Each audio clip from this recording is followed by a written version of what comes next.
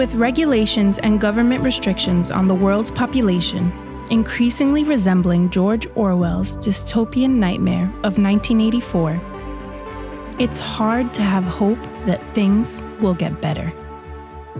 For those of us who believe in Bible prophecy, we know that the good guys win in the end, even though we forget it sometimes or aren't fully aware of it.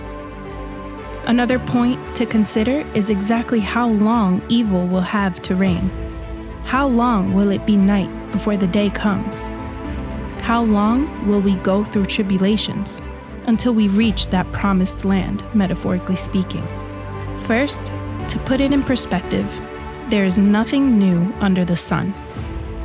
For each of us, our own trials and challenges seem the hardest. We think about our own lives first, and that makes our own problems seem the worst. This same distortion in perspective can be projected communally or globally. Therefore, we believe that the problems affecting us in the world today are the worst in the history of humanity. The most tyrannical governments, the most violent climate changes, the greatest depravities of the population, etc. But the truth is, there is nothing new under the sun. The evils that plague the world today have existed since the beginning of history. As soon as two human beings existed, envy and jealousy were born. From the birth of the first communities, hierarchies of power arose, which were later corrupted by the carnal ambition for power and dominance, which later developed into the need for conquest and control over other communities. Nations and empires were founded, and in the last 250 years, we have the most familiar concept of the state, which resembles the forms mentioned above, with the exception that we live in a democratic system, in which, in my opinion, there is an illusion of choice, in hopes that there will be a positive change one day. When we are faced with any type of threat, there are three ways in which we respond.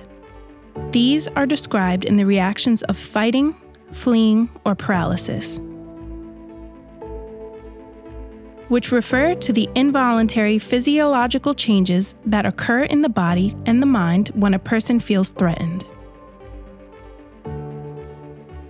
These responses exist to keep people safe, preparing them to face, escape, or hide from danger.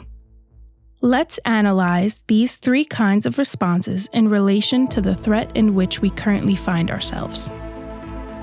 Fighting. If we decide to fight the beast system, this would be a noble sentiment.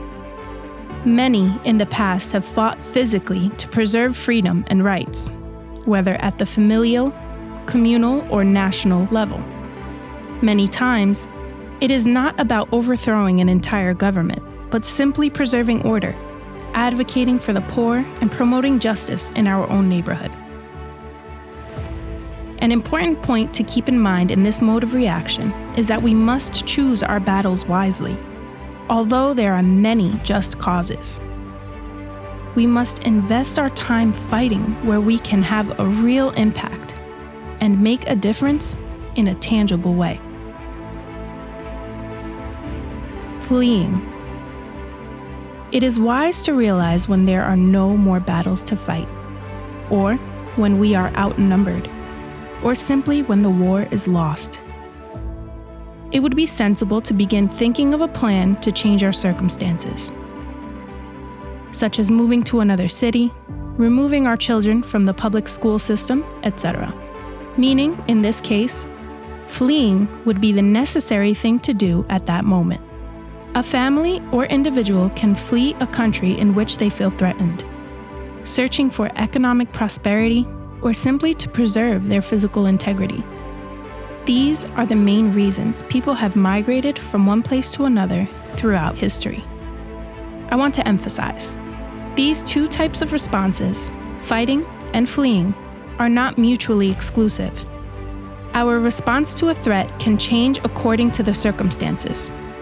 Yeshua instructed his disciples to buy a sword. and then scolded Peter for using it. There's a time for peace, and there's a time for war. Paralysis.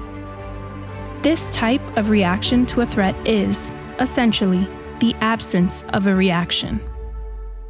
In the face of fear, confusion, surprise, or lack of motivation, our nervous system can become paralyzed, leaving us immobile and defenseless against the threat. This is the reaction that those in power want to project on the population. That's why the news transmits fear and uncertainty. That is why during the last 2 years of the pandemic, the information that has come forth from government sources has always been confusing or fatalistic, or both.